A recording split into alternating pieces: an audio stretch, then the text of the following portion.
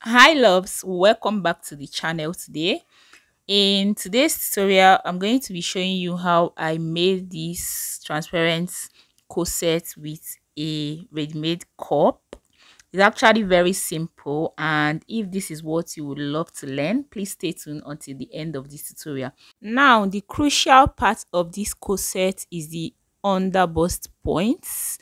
So what you're going to do is to place your ready-made bra cup right at the line that you marked out, which is the bust point, and locate the under bust point. So this line that I just placed is the under bust point, which is 14 inches, and then down to 17 inches, which is my waistline, and then the length of this top is going to be on the waistline, but then I added allowance of 2 inches, making it 19 inches. Now once you're done with that, go ahead and square up your lines.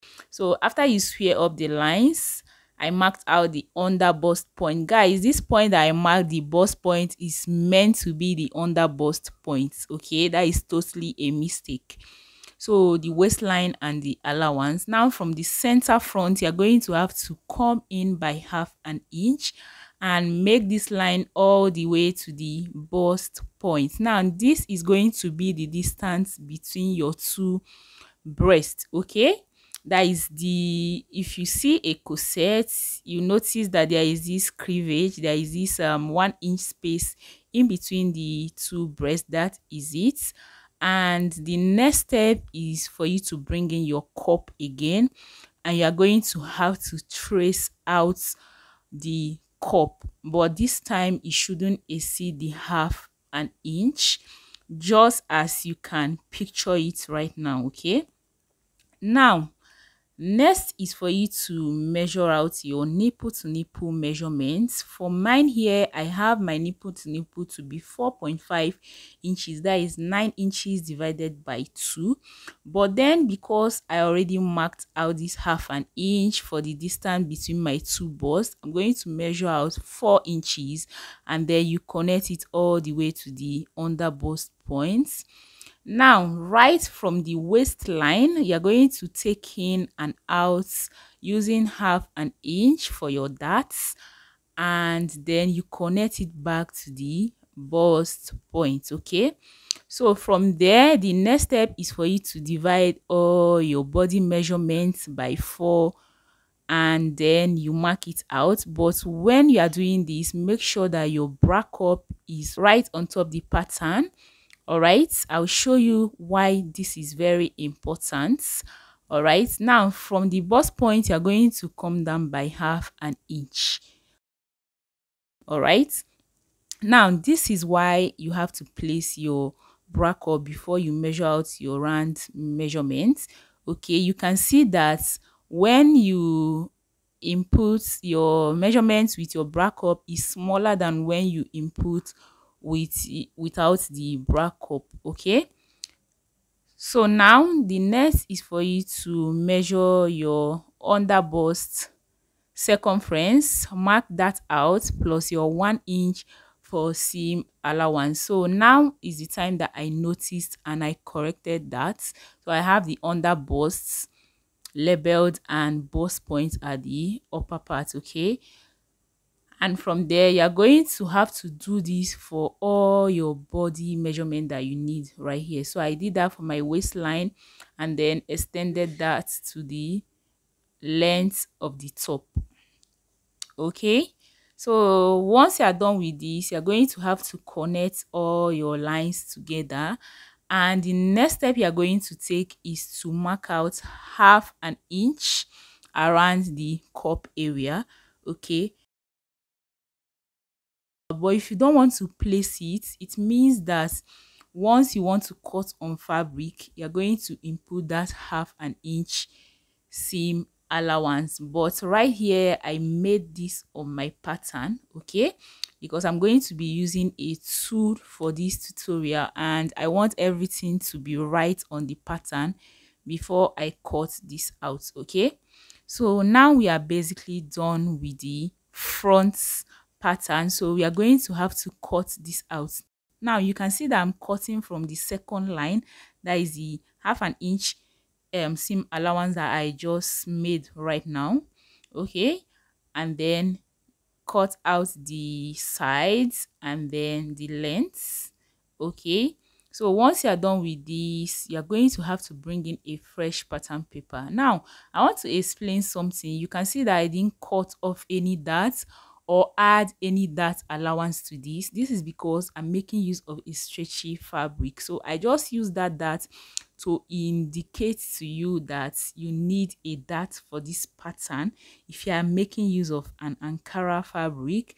But for this one, I'm not going to replace my dart or cut off the dart, so I'm going to just leave it that way. All right, now next is for you to cut out the back. Now the back and the front is going to be the same. Just make sure that the sides of the front and the side of the back is basically the same thing. And then my back, I'm not going to be inputting any zipper allowance.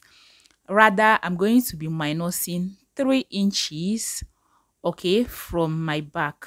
Okay, meaning that once I finish sewing this, I'm going to have 6 inches space right at the back. I want my loop to be very prominent, okay, and I also want this to snatch very well. All right, so I went ahead to put in my dot as usual, indicating that I'm making use of a loop right there, and I went ahead to differentiate between the upper part and the down parts.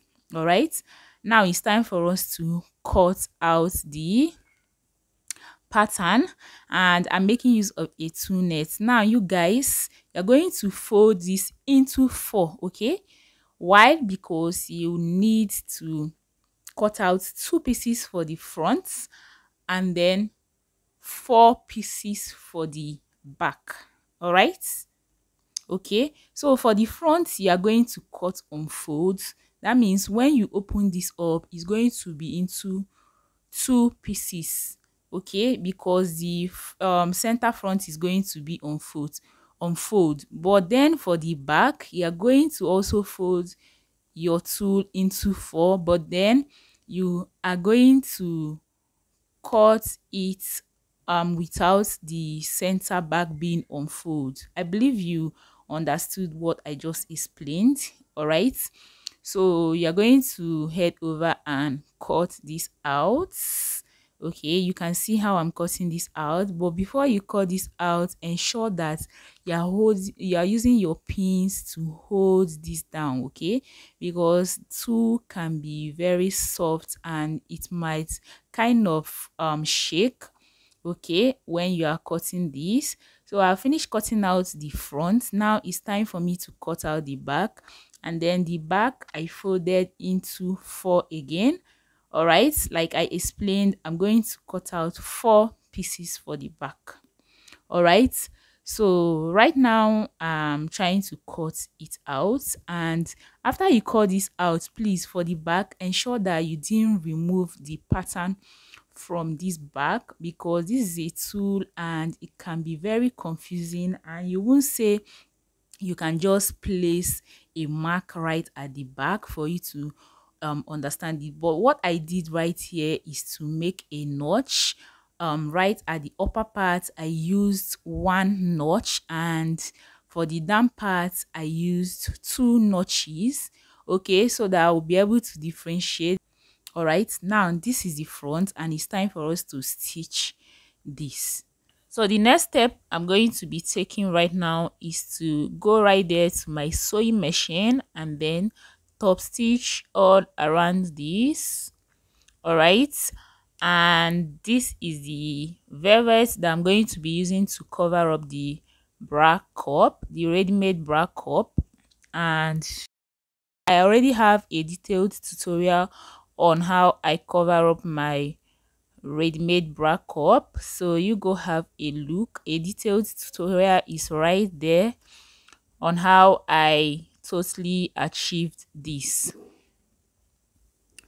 So right now I'm just showing you a bit of the clip, but if you want to see the full video, head over to that particular video and see for yourself how I achieved this. So this is the bra cup. I've successfully covered it, and then this is the two.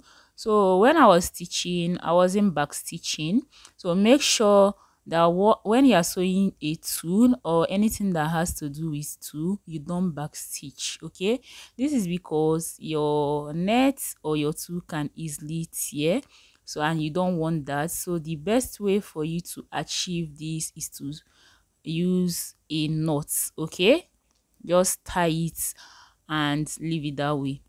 All right, so this is also my boning channel, and I'm going to be making use of the velvet, the remaining velvet, to form a stripe. Okay, so I cut out as many as possible, and I went ahead to use my paper gum to fuse in. Okay, I fused paper gum inside this so that you know that velvet is kind of very stretchy, so that this will stop the elasticity of these velvet. All right, so right now I'm going ahead to pin it all around. So I pinned right at the center front, and then under the cups, and then for the back I pinned right at the center back. Okay, so you can see the way I'm placing this. The next step I'm going to take is to join my back and front together, and to join this back and front together, I'm going to be joining it in such a way that the seam allowance is going to be right on the good part. Okay, I don't know if you can get me, if I'm making sense, but the allowance is going to be facing towards the good side. Okay, because we want to achieve a neat finishing. You know that these two, and you don't want to be seeing all that rough parts when you turn this around. Okay, so this is it, and after I must have used my pin to hold this down, I'm going to head over to my sewing machine and then stitch this. Okay, and I held this down using 1 inch that I left for my seam allowance. Okay, so right now I'm trying to cut off the excess bias that I made. Now at this point I've already joined this. The next step, and you can see that the seam allowance is facing right at the good part. Okay, so what you're going to do next is to cut off the excess seam allowance that you don't need, because you don't actually need this seam allowance. Okay, I'm going to cut it off. Now once you are done cutting it off, what you're going to do next is to bring in that your velvet boning channel and place right at the top of it. So now you can see why I decided to make my seam allowance surface on the good part. So this is the reason. Okay, I'll be using my boning channel to cover it up. All right, so you guys, at this point we are going to be ending this video right here, because I want to explain better on the sewing process. Okay, and this video is already turning up to be too long. So if this video was helpful, please do make sure to hit on the subscribe button so you can see the sewing process properly. I'll see you in that one. Bye.